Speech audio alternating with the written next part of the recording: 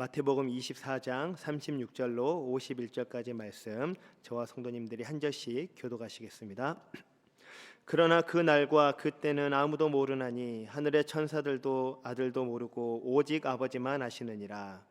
노아의 때와 같이 인자의 임함도 그러하리라.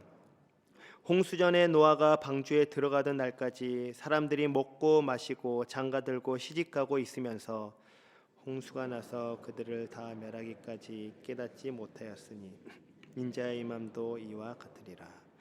그때 두 사람이 밭에 있음에 한 사람은 데려가고 한 사람은 버려둠을 당할 것이요 두 여자가 맷돌질을 하고 있으니 한 사람은 데려가고 한 사람은 버려둠을 당할 것이니라.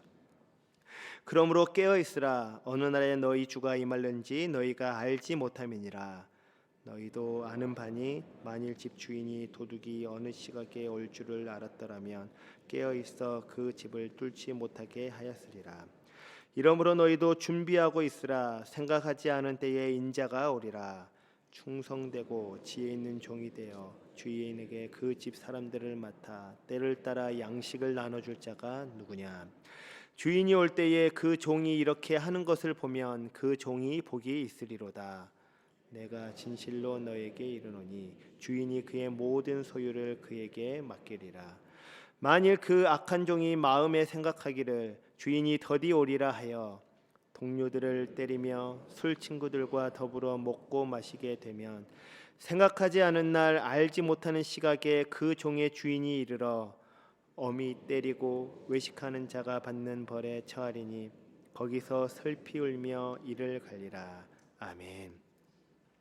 어제 저희는 주님께서 무화과 나무의 비유를 통해 말씀으로 때를 분별하라라고 하신 말씀을 들었습니다. 그 가지가 연해지고 잎사귀를 내면 여름이 가까운 줄 아는 것처럼 제자들도 주께서 말씀하신 일들이 그 이루어지는 것을 보며 때를 분별하라라고 하셨습니다. 우리 주님은 하나님의 백성이 시대를 외면한 채 살아가기를 원하지 않으십니다. 그렇다고 시대의 징조를 붙들고 날짜를 계산하며 흥분하기를 원하지도 않으십니다. 주님이 원하시는 것은 말씀으로 때를 분별하는 신앙입니다. 사람은 누구나 현실을 해석하며 살아갑니다. 세상의 분위기로 해석하기도 하고 자기 경험으로 해석하기도 하고 두려움과 기대에 따라 해석하기도 합니다. 그러나 하나님의 백성은 세상의 눈으로만 현실을 읽는 사람이 아닙니다. 말씀을 기준으로 현실을 해석하는 사람들입니다. 보이는 현상에만 끌려가지 않고 주님께서 하신 말씀을 기억하며 지금이 어느 때인지를 분별하는 사람들입니다. 그러므로 참된 분별은 많은 정보를 모으는 능력에서 오지 않습니다. 말씀이 내 안에 기준으로 서 있을 때 비로소 분별이 생깁니다. 말씀을 놓치면 현실은 언제나 우리를 흔들어 놓습니다. 그러나 말씀을 붙들면 현실이 아무리 복잡해도 마음의 중심이 무너지지 않습니다. 오늘 본문도 종말에 대한 말씀을 이어서 보여줍니다. 종말을 대할 때 사람들은 쉽게 두 방향으로 치우칩니다. 한쪽에서는 그것을 너무 멀리 두고 지금의 삶만 붙들며 살아갑니다. 종말은 언젠가의 일일 뿐이고 오늘의 현실과는 별 관계가 없는 것처럼 살아갑니다. 다른 한쪽에서는 그 날과 그 시를 알려고 합니다. 숨겨진 비밀을 손에 쥐려 하고 남들이 모르는 것을 안다는 데서 우월감을 느끼려고 합니다. 그러나 주님은 그 어느 쪽도 허락하지 않으십니다. 36절에서 이렇게 말씀하시죠. 그러나 그날과 그때는 아무도 모르나니 하늘의 천사들도 아들도 모르고 오직 아버지만 아시느니라. 그날과 그 시를 손에 넣으려는 그 태도는 우리의 믿음을 성숙하게 하기보다 오히려 교만하게 만들기가 쉽습니다. 하나님께서 감추신 것을 억지로 해치려 하기보다 하나님께서 이미 주신 그 말씀을 가볍게 여기지 않는 것이 훨씬 더 중요합니다. 주님은 우리에게 때를 계산하라라고 하지 않으시고 말씀으로 때를 분별하라라고 하셨습니다. 주님의 그 말씀은 변하지 않습니다. 없어지지 않는다는 것은 단지 오래 간다라는 것이 아니라 반드시 성취된다라는 뜻입니다. 주께서 하신 경고도 헛되지 않고 주께서 주신 약속도 결코 헛되지 않습니다. 그러므로 성도는 흔들리는 세상을 붙드는 사람이 아니라 흔들리지 않는 말씀을 붙드는 사람들이어야 합니다. 결국 때를 안다는 것은 그 비밀을 손에 넣는 그 능력이 아니라 계시된 말씀 앞에서 현실을 바르게 읽는 믿음의 태도입니다. 그리고 오늘 본문에서 주님은 그 말씀을 듣는 자가 어떤 삶으로 나아가야 하는지를 더 구체적이고 분명하게 가르쳐주고 계십니다. 앞서 읽은 말씀과 같이 그러나 그 날과 그때는 아무도 모른다라고 하셨습니다. 이 말씀은 앞서 말한 그 분별을 오해하지 못하게 막아줍니다. 가까움을 분별하는 것과 날짜를 아는 것은 전혀 다른 문제입니다. 주님은 징조를 보며 주님이 가까이 오심을 알라라고 하셨지만 그날과 그때를 아시는 것은 허락하지 않으셨습니다. 하늘의 천사들도 모르고 오직 아버지만 아신다라고 하십니다. 이것은 단지 그 인간의 한계를 드러내는 말씀이 아니라 동시에 하나님의 백성이 어떤 태도로 살아가야 하는지를 가르치는 말씀이다라고 할 수 있습니다. 우리가 해야 할 일은 날짜를 손에 넣는 것이 아니라 알 수 없는 날 앞에서 깨어 있는 것입니다. 그렇다면 깨어 있다라는 것은 무엇일까요? 먼저 깨어 있으라라는 것은 준비하고 경계하라라는 뜻입니다. 그래서 주님은 노아의 때를 말씀하십니다. 사람들이 먹고 마시고 장가들고 시집가고 있었습니다. 이 말씀은 단순히 일상생활을 했다라는 뜻이 아닙니다. 그들은 평범한 일상을 살고 있었지만 하나님의 경고 앞에서는 깨어있지 못했습니다. 먹고 마시는 것이 문제가 아니라 하나님 없는 그 일상에 잠겨 있었다라는 것이 문제였습니다. 그들은 하루를 살았지만 그 하루를 하나님 앞에서 살아가지 않았고 내일을 준비했지만 영원을 준비하지 않았습니다. 그러나 노아는 달랐죠. 아직 비가 내리지 않았을 때에도 하나님의 말씀을 실제로 받아들였습니다. 심판이 눈에 보이지 않아도 말씀을 믿고 방주를 준비했습니다.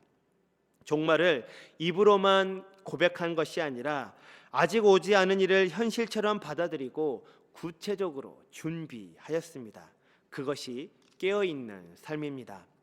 주님께서 제자들에게 하신 말씀도 같은 뜻입니다. 그날과 그때를 모르기 때문에 더욱 깨어있으라 하셨고 준비하고 있으라라고 하셨습니다. 그러므로 깨어있음은 막연한 긴장 상태가 아니라 준비하며 사는 것입니다. 경계하는 것입니다. 주님이 언제 오실지 모르기 때문에 마음이 둔해지지 않도록 자신을 살피는 것입니다. 십자가를 지시기 전 겟세마네에서 주님께서 제자들에게 하신 말씀을 기억해 보십시오. 깨어 있어 기도하라라고 하셨습니다. 기도의 자리를 놓치면 영혼은 흐려지고 마음은 둔해집니다. 생활의 염려와 유혹이 우리의 마음을 무디게 합니다. 기도하지 않으면 깨어 있을 수 없고 참으로 깨어 있는 사람은 기도하게 되어 있다라고 성경은 가르쳐 주십니다. 왜냐하면 깨어 있음은 하나님 앞에서 마음을 지키는 일이기 때문입니다. 그런데 주님은 여기서 더 나아가 말씀해 주십니다. 두 사람이 밭에 있고 두 여자가 맷돌질하고 있어도 하나는 데려감을 당하고 하나는 버려둠을 당할 것이다 라고 하십니다. 겉으로 보기에는 같은 일상을 살아가도 그 안에는 전혀 다른 두 삶이 있다라는 것이죠. 사람은 같은 공간에 있고 같은 일을 하고 같은 시대를 살아갈 수 있습니다. 그러나 결과는 다릅니다. 이것은 단지 누가 더 종교적인 열심을 보였는가라는 그 문제가 아니라 무엇을 현실로 여기며 살아갔는가라는 그 삶의 결과입니다. 깨어있다에 해당하는 헬라어 그레고레오는 경계하다, 준비하다의 의미도 있지만 깨어나다라는 의미가 있습니다. 꿈에서 깨어나 참된 현실을 보는 것입니다. 어떤 사람은 이 땅에서의 삶을 전부라 믿고 살아갑니다. 눈에 보이는 것, 손에 잡히는 것, 지금의 형편과 두려움과 욕망이 진짜 현실이다라고 믿고 살아갑니다. 그러나 성경은 다르게 가르쳐 주십니다. 베드로는 우리가 나그네와 같고 거류민과 같다라고 했습니다. 이 땅은 궁극적인 자리도 아니고 마지막 현실도 아닙니다. 그런데도 많은 사람은 이 땅의 질서가 전부인 것처럼 살아갑니다. 어떻게 보면 아직 꿈속에 머물러 있는 것입니다. 반면 어떤 사람은 이 땅의 삶이 전부가 아니라는 것을 알고 살아갑니다. 지금 보이는 것이 마지막이 아니며 눈에 잡히는 것이 전부가 아니다라는 것입니다. 그런 사람은 꿈에서 깨어난 사람처럼 같은 세상을 살아도 전혀 다르게 바라봅니다. 이 점에서 엘리사와 그의 종의 장면을 떠올려 볼 수 있습니다. 아람 군대가 도단을 둘러쌌을 때 엘리사의 종은 눈에 보이는 현실만 보았습니다. 군대가 보였고 위협이 보였고 막다른 상황이 보였습니다. 그러나 엘리사는 같은 자리에 있으면서도 전혀 다른 현실을 보고 있었습니다. 그는 눈앞에 군대가 전부가 아니라는 것을 알고 있었습니다. 하나님께서 함께 하시는 더 큰 현실이 있다라는 것을 알고 있었습니다. 같은 장소에 있었지만 사실 두 사람은 같은 현실을 살지는 않았습니다. 종은 보이는 현실 안에 갇혀 있었고 엘리사는 그 보이는 현실 너머에 있는 참된 현실을 보고 있었습니다. 여기서 깨어 있으라는 명령은 사람을 두렵게 하기 위한 말씀이 아닙니다. 오히려 우리를 일깨워 주는 말씀입니다. 지금 붙들고 있는 것이 전부가 아니라고, 지금 두려워하는 것이 마지막 현실이 아니라고, 눈앞에 보이는 것 때문에 마음을 빼앗기지 말고 주님은 우리를 흔들어 깨우시며 다시 일어나라라고 말씀해 주고 계십니다. 그러므로 깨어있는 사람은 세상에 취해 잠드는 것이 아니라 말씀으로 깨어나 참된 현실을 아는 사람입니다. 사랑하는 성도 여러분, 우리는 지금 깨어 있습니까? 우리는 지금 준비하며 살아가고 있습니까? 그리고 우리는 지금 무엇을 현실이라 여기며 살아가고 계십니까? 혹 세상의 속도와 염려와 즐거움을 전부라고 여기며 아직 꿈속에 머물러 있지는 않습니까? 깨어있으라는 주님의 말씀은 우리를 정죄하기 위해 주어진 말씀이 아닙니다. 우리를 깨우고 살리기 위해 주신 하나님의 말씀입니다. 그러므로 두려움에 머무지 말고 주님의 그 말씀 앞에서 다시 깨어야 할 줄 믿습니다. 주님은 마지막으로 충성되고 지혜 있는 종의 비유를 말씀하십니다. 이 비유는 깨어있는 자들이 이 땅에서의 삶을 어떻게 살아가야 하는지를 더 분명하게 보여주십니다. 우리가 먼저 기억해야 할 것은 성경은 하나님과 인간의 관계를 나타내는 여러 표현을 보여주신다라는 것입니다.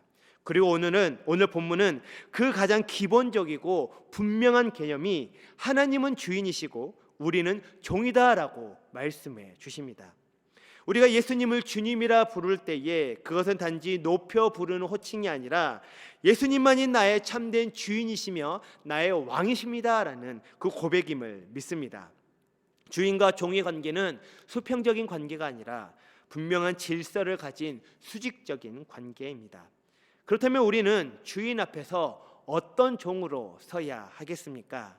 주님은 45절에서 충성되고 지혜 있는 종을 찾고 계신다라고 말씀해 주고 계십니다. 먼저 충성의 본질은 분명합니다. 충성은 단순히 열심히 일하는 태도가 아닙니다. 내가 누구에게 속한 자인지를 분명히 아는 데서 충성은 시작됩니다. 하나님은 주인이시고 우리는 그분의 종입니다. 이 관계가 분명해야 참된 충성이 나옵니다. 내가 내 삶의 주인이라고 여기면 결국 내 뜻이 중심이 됩니다. 그러나 하나님이 주인이시고 나는 그분께 속한 자다라는 그 사실이 분명해지면 삶의 방향이 달라집니다. 내 뜻대로 사는 것이 아니라 주인의 뜻을 묻게 되고 내가 원하는 것이 내가 되는 것이 아니라 하나님이 원하시는 그 사람이 되기를 구하기 시작합니다. 왜냐하면 내 뜻보다 주인의 뜻이 더 중요하고 내 소원이 이루어지는 것보다 주님의 뜻이 이루어지는 것이 더 중요하다라고 믿기 때문입니다. 이 차이를 설명하자면 야망과 비전의 차이라고 할 수 있습니다. 야망은 내가 되고 싶은 내가 되는 것입니다. 그렇지만 비전은 하나님이 원하시는 내가 되는 것입니다. 비슷해 보이지만 전혀 다릅니다. 충성은 주인 없이 생기지 않습니다.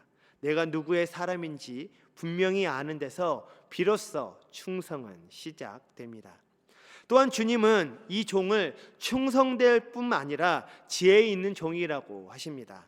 여기서 지혜는 세상을 살아가는 어떤 지식적인 것을 말하는 것이 아니라 주인이 반드시 오신다라는 것을 믿고 살아가는 그 태도, 그것을 믿고 살아가는 자를 지혜 있다라고 하십니다. 주인이 언제 오실지 모르지만 반드시 오시는 것을 믿고 알기에 마음을 늦추지 않고 오늘 맡겨진 일을 성실히 감당하는 것, 이것을 성경은 지혜 있는 자다라고 말씀하십니다. 참으로 지혜로운 종이라면 주인의 부재를 자기 마음대로 살 기회로 여기지 않습니다. 오히려 주인이 오실 것을 생각하며 자기 자리를 지킬 것입니다. 그러므로 지혜는 정보를 많이 아는 데서 오지 않고 주님의 오심을 삶의 실제로 받아들이는 그 믿음에 있다라고 할 수 있습니다. 충성은 관계의 문제이고 지혜는 기다림의 문제입니다. 이 둘이 함께 갈 때 비로소 주님이 찾으시는 종이 됩니다. 그렇다면 그 종은 실제로 무엇을 하며 살아갑니까? 때를 따라 양식을 나누어 줍니다. 이 표현은 매우 구체적이죠. 충성은 관념으로 머물지 않습니다. 맡겨진 자들에게 필요한 그 공급을 하는 그 일로 드러나게 됩니다. 종은 주인의 집을 자기 집처럼 착각하지 않습니다. 맡겨진 사람들을 자기 사람처럼 소유하려 하지도 않습니다. 그는 청지기이기에 주인의 뜻을 따라 주인의 것을 가지고 주인의 집에 속한 자들을 돌보는 사람입니다. 그러므로 충성은 큰 일을 이루는 데만 있지 않습니다. 때를 따라 양식을 나누는 일, 그것이 곧 충성된 종의 모습입니다. 말씀을 맡은 사람은 말씀으로 먹이고, 사랑을 맡은 사람은 사랑으로 섬기고, 직분을 맡은 사람은 책임감 있게 그 직분을 감당하고, 가정을 맡은 사람은 그 가정을 신실하게 돌보는 데서 충성은 시작됩니다. 이 점에서 종말 신앙은 결코 현실을 도피하는 신앙이 아닙니다. 오히려 오늘의 삶을 더 의미 있고 진실되게 만듭니다. 내일 주님이 오실 수 있다라고 믿는 사람은 오늘을 대충 살 수 없습니다. 내일 세상의 끝이 온다 해도 오늘 해야 할 순종을 가볍게 여기지 않습니다. 한 사람을 대하는 그 태도, 오늘 해야 할 그 순종을 멈추지 않고 살아가는 그 삶의 태도, 보이지 않는 자리에서의 그 정직함까지, 이 모든 것이 주인의 집 안에서 행하는 일임을 믿기 때문입니다. 그러므로 주님의 오심을 믿는 사람일수록 현실의 책임을 더 성실히 감당하려고 합니다. 종말을 말하면서 현실을 버리는 것은 신앙이 아닙니다. 오히려 다시 오실 주님을 믿기 때문에 오늘 맡겨진 삶을 더 최선을 다해 충실히 살아내는 것이 참된 믿음입니다. 반대로 악한 종은 주인이 더디 오리라 라고 하며 마음이 풀어집니다. 주인의 오심을 멀게 여기기 시작하면 기다림은 방종으로 바뀌고 책임은 무너지고 자기 욕망을 따라 살아갑니다. 그래서 그는 동료를 때리기도 하고 술 친구들과 더불어 마시기도 합니다. 곧 맡겨진 자들을 돌보지 않고 해하며 주인의 뜻보다 자기 만족을 구하기 시작합니다. 결국 충성의 반대는 게으름이 아니라 주인을 잊어버린 삶이다라고 성경은 가르쳐주고 있습니다. 주인의 더딤을 핑계 삼아 자기 마음대로 살아가는 삶. 그러나 우리 주님께서는 분명하게 말씀하셨습니다. 천지는 없어질지언정 내 말은 없어지지 아니하리라. 주님의 말씀은 반드시 이루어질 것입니다. 주님의 다시 오심도 마지막 그 심판도 그리고 구원의 완성도 모두 말씀대로 이루어질 것입니다. 그러므로 성도는 가변하는 세상을 붙들며 살아가는 사람이 아니라 불변하는 그 말씀을 붙들고 끝까지 자기 자리를 지키는 그 충성된 종으로 살아가야 할 줄 믿습니다. 말씀을 정리합니다. 오늘 본문에서 주님은 우리에게 마지막 때를 어떻게 살아가야 하는지를 분명하게 가르쳐 주셨습니다. 시대를 보되 시대에 끌려가지 말고 말씀으로 분별하라라고 하십니다. 알 수 없는 날 앞에서 깨어 있으라라고 하셨고, 기다림 속에서 충성되고 지혜 있는 종으로 살아가라라고 하셨습니다. 중요한 것은 삶이 크고 화려한가가 아니라 누구를 주인으로 모시고 살아가고 있는가 하는 것입니다. 주님은 주인의 오심으로 기억하며 맡겨진 자리에서 충성하는 종으로 살아가는 그 자들을 찾고 계십니다. 그러나 이 길은 혼자 버티는 길이 아닙니다. 사람은 쉽게 무뎌지고 쉽게 잠들기 때문입니다. 그래서 우리에겐 믿음의 공동체가 필요합니다. 말씀으로 서로를 일깨우고 기도로 서로를 붙들어주고 영적으로 잠들 때 서로 깨워주는 교회가 필요합니다. 깨어있으라라는 그 명령은 개인에게만 주어지는 명령이 아니라 공동체에도 함께 주어주신 말씀입니다. 그러므로 사랑하는 성도 여러분, 함께 말씀을 붙들고 함께 기도하며 함께 기다리고 함께 충성합시다. 그래야 마침내 주님 다시 오시는 그날, 함께 주님 앞에 서는 그날, 우리 모두가 함께 그 자리에서 주님을 찬양하며 예배하기를 원합니다.